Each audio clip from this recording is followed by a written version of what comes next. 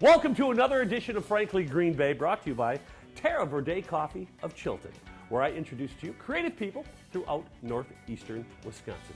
He's the owner of the Doghouse, my good friend, Nick Slupski.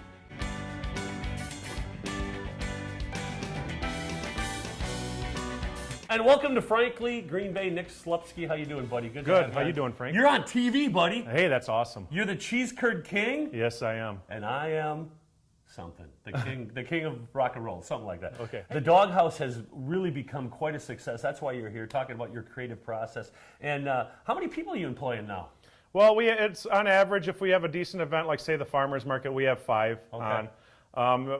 We scale back, or we get more people in depending on the event. Sister Bay Fall Fest, we started to expand. We've come a long way from vending downtown.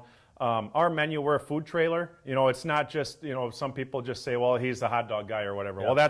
Well, we've gone past that. So it's a full service, really, restaurant that you can bring to anywhere. Now, let's say somebody has a private party or a festival that they're looking for you. How do they get a hold of you to book you? They can get a hold of me on Facebook, the Doghouse, or Nick Slupski on Facebook.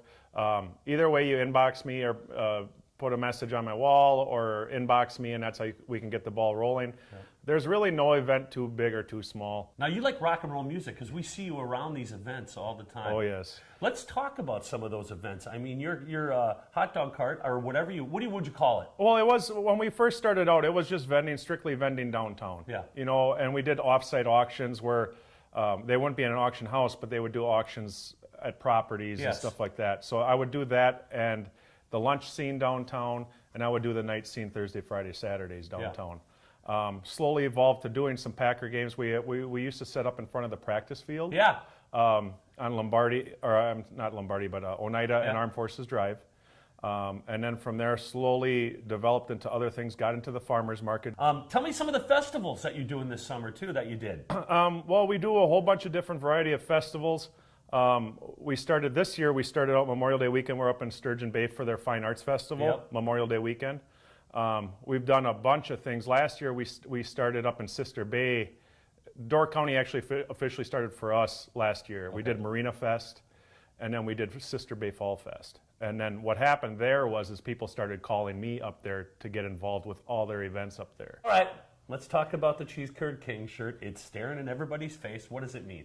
What does it mean? Well, my employees last year, they labeled me the king through the 3/4 of the season, just for the fact of how many pounds of curds that we've gone through. Last year we did 11,000 pounds of curds. This year, after all of our fall events, fall festivals up in Door County, we're over 14,000 pounds of cheese curds, fresh battered this year. Now, I know you got a secret ingredient in how you make your cheese curds, because they are amazing, folks. They are phenomenal. But the cheese curd, where do you get the cheese curd from? Is it a specialty, or is it just... Well, it's made fresh locally from a farm here, Scray's Cheese. Okay. In De Pere. Great. Yeah. Well, I'd still have to say it's the best deep-fried cheese curd I have ever had. Nick, thanks for joining me on Frankly Green Bay, buddy. Thank you, Frank. Join us next week as I bring you another creative person from northeastern Wisconsin. I now pronounce you the Cheese Curd King. Congratulations, Nick. Thank you, Frank.